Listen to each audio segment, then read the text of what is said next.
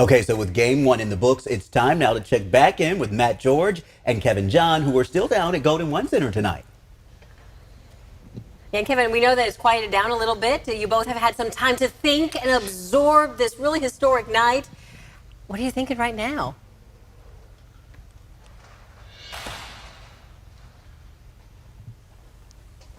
I couldn't hear you that clear, Laura. So I think you guys just tossed to us. Funny thing is, I should be able to hear very clear because there's absolutely nobody in Golden One Center right now. Anyway, Matt George, obviously joining me right here. This was probably one of the most intense, one of the most loudest, one of the most incredible atmospheres we've ever seen at Golden One Center. Yeah, I mean, I think the reason why we still can't hear, and we're probably not going to hear for the next couple of days, is just how incredibly loud it was. And it started with this team taking the floor for the first time. That moment of them running out of the tunnel, and then the moment of the introductions, which were introed by the G-Man, Gary Gerald, of course, legendary radio broadcaster for the Sacramento Kings.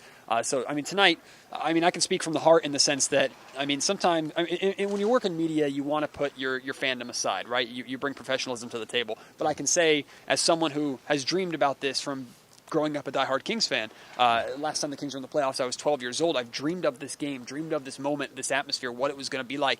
The Sacramento Kings fans delivered. The Sacramento Kings as a whole delivered, not just with the win, but with the in-arena team, the performances that they put on, with the video team, the packages they put out there, even just all the festivities outside of the arena that they put together. I mean, it was just in so many ways a perfect, needed day that this city has more than earned. Oh, absolutely. This city has waited 17 years for that moment. Right. Now, let's talk about the game a little bit. Obviously, the X factor for the Kings tonight was someone who came off the bench in Malik Monk. He dropped 32 points. Obviously, he combined with his Kentucky teammate De'Aaron Fox for 70. What did you see from Monk tonight that really excited you the most? You know, we were having a conversation, myself and a couple Kings media members were sitting courtside before the game, and I just threw out a random question that pops in my mind. I said, hey, out of everybody, like, who's your sleeper, sneaky, super important piece of this series? And some people said different Warriors players, some people said different Kings players. My pick was Malik Monk because I know what he brings to this Kings team, especially with the energy that he provides and how he single-handedly sometimes can get this crowd involved and get this crowd going, which the Kings needed when the Warriors were doing a good job taking the Kings crowd out of things in the second and third quarter. Malik Monk is an absolute firecracker. He's wonderful in terms of lightheartedness. He always brings a smile. It brings kind of a lightheartedness to the locker room, but when it's go time, he gets that scowl on his face. He flexes every time he hits some big shots.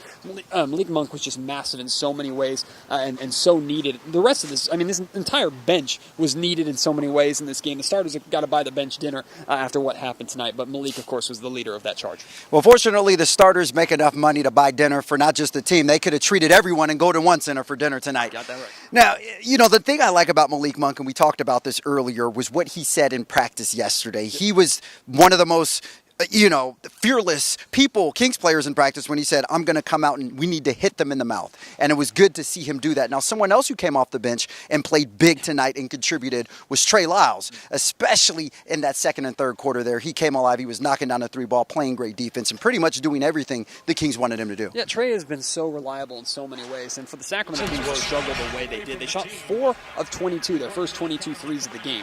The majority of those 4 made threes were because of Trey Lyles. Like, he came into the game, he ended up shooting 4 of 8 from three-point range. After the Kings went on that 4-22 start, they actually finished the game shooting and hitting 8 of their final 10 threes. So the shooting got going a little bit, but Trey Lyles coming in, being ready, hitting big shots, and really energizing the Kings and giving them a little bit of a life after their slow shooting start. That's what he's done all season long. That's what he brings to the table. I mean, you can't not be impressed by Trey Lyles. He's going into an offseason where he's not under contract. I think it's more than in the best interest of Monty McNair to try and bring him back.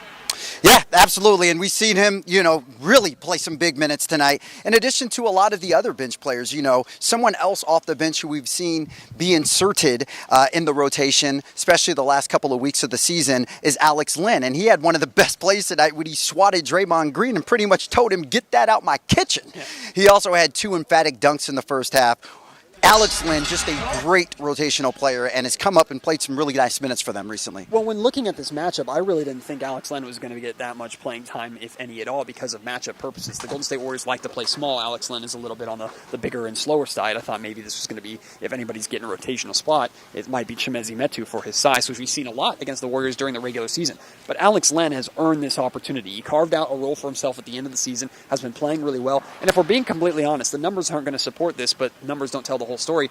Alex Len outplayed Domantas Sabonis in this game. Now, Sabonis still finished with like 11 or 12 points with 16 rebounds, so Sabonis did his job in so many ways, but he had a really, really tough time scoring the basketball, sometimes made some bad decisions. Alex Len came in, the 2 baskets that he made were dunks off pick and rolls, setting good screens, and it wasn't just that he was blocking shots. He only finished with 1 block shot, but he changed at least 5 or 6. That's why he won the Defensive Player of the Game chain.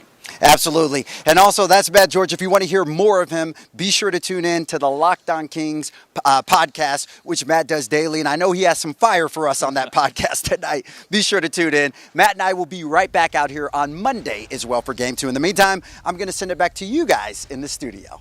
Excellent job tonight, gentlemen. We thank you for your live coverage